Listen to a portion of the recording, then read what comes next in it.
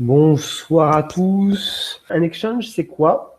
Un exchange, c'est une bourse d'échange de crypto-monnaies. C'est une place d'échange sur laquelle les traders et les investisseurs vont pouvoir s'échanger des crypto-monnaies les unes contre les autres, un peu comme on ferait sur le Forex pour s'échanger des devises, même si l'exemple n'est pas tout à fait bon parce que sur le Forex, c'est un marché OTC, alors qu'un exchange, c'est un marché organisé, un peu comme sur les marchés futurs ou sur MTF. Donc un exchange, c'est donc une bourse d'échange sur lequel on va s'échanger des bitcoins, des Dash, des Ethereum, etc. Un exchange, il peut être centralisé, comme Poloniex par exemple, on va voir tout à l'heure Poloniex, ou décentralisé. Et s'il est décentralisé, il n'appartient à personne. Donc beaucoup sont centralisés, quelques-uns sont décentralisés. Qu'ils soient centralisés ou décentralisés, ça offre des avantages et des inconvénients. Quoi qu'il en soit, l'exchange, c'est la bourse d'échange. Alors il y en a plein, il y a Kraken, il y a Poloniex, il y a Bittrex, il y en a plein. Mais voilà, l'intérêt, c'est de pouvoir s'échanger sur ces places des crypto-monnaies. Alors, ce qui est important de savoir, c'est qu'on a parlé de sécurité. Donc, les cold wallets, on a vu, c'est ce qu'il y a de plus sécure au niveau du stockage de crypto-monnaies. Les hot wallets, ça reste super sécurisé, mais c'est connecté sur Internet. Donc, il y a toujours, même si elle est infime, une faille. Et les exchanges, eux, par contre, sont un peu moins sécurisés en règle générale.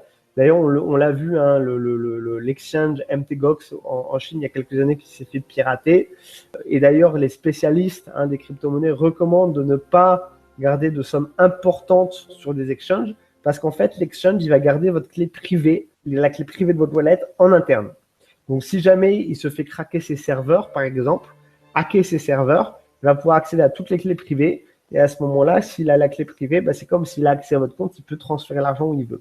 Donc, c'est pas le moyen le plus, on va dire, sécurisé, c'est même le moyen le moins sécurisé de stocker des crypto-monnaies, mais ça reste quand même un intervenant incontournable pour celui qui veut spéculer d'une part, mais aussi échanger des crypto-monnaies à des taux intéressants. Parce que tout à l'heure, je vous disais, sur les hot wallets, il est possible de faire des opérations. C'est pas forcément au meilleur taux que vous pourrez faire des opérations sur les hot wallets. Quand c'est possible, il vaut mieux aller sur les échanges pour obtenir non seulement des commissions basses, mais des bons prix, pour pouvoir placer des ordres, etc. Voilà pour les exchanges.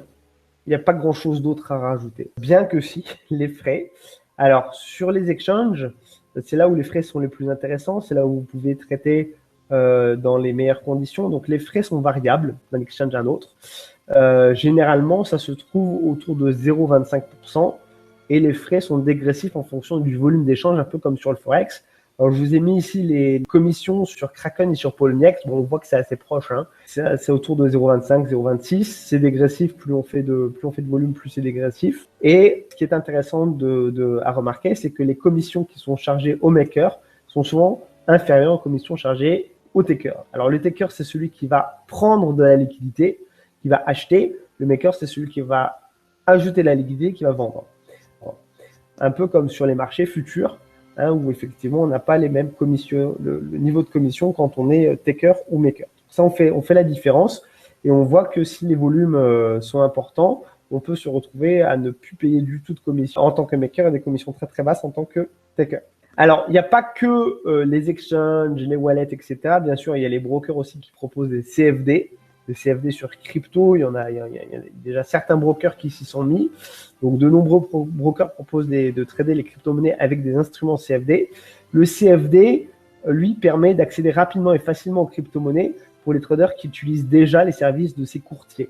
Donc, si vous avez un compte chez un courtier qui demain se met à proposer des CFD sur Bitcoin, sur Ethereum, etc., évidemment, c'est plus simple pour vous d'y avoir accès. Il suffit juste de rajouter cet instrument dans la liste de vos instruments disponibles sur MT4 et en quelques clics, vous pouvez commencer à traiter. Par contre, c'est pas le meilleur moyen d'accéder au marché des crypto-monnaies. Je vais l'expliquer dans un article que j'ai déjà rédigé qui sera publié, je pense, dans les prochaines semaines. Les intérêts, les avantages, les inconvénients des CFD par rapport aux crypto-monnaies.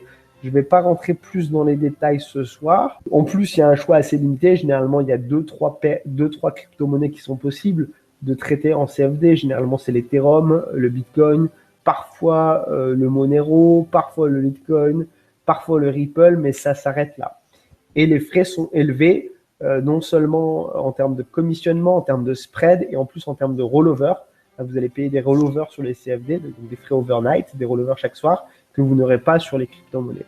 Donc ça fait de ce type d'instrument financier un instrument financier cher par rapport aux crypto-monnaies. Et les institutionnels, eux, juste, je rajoute l'information, les institutionnels, eux, ils vont traiter des produits qui sont assez similaires au CFD, mais qui sont listés, qui s'appellent des Exchange Traded Notes, pour traiter les crypto-monnaies. Ils ne vont pas toujours directement intervenir sur les crypto. Bon, bien sûr, il y a des institutionnels qui achètent directement sur des exchanges des crypto-monnaies, mais souvent, ils passent aussi par des Exchange Traded Notes. On l'a vu avec JP Morgan, qui s'est fait épingler après avoir décrié le Bitcoin. Le lendemain, ils ont passé des ordres très importants sur des Exchange Traded Notes et ils se sont fait griller de cette manière. Je vais aussi vous présenter quelques sites importants à regarder au quotidien, donc sur lesquels vous trouverez de nombreuses informations.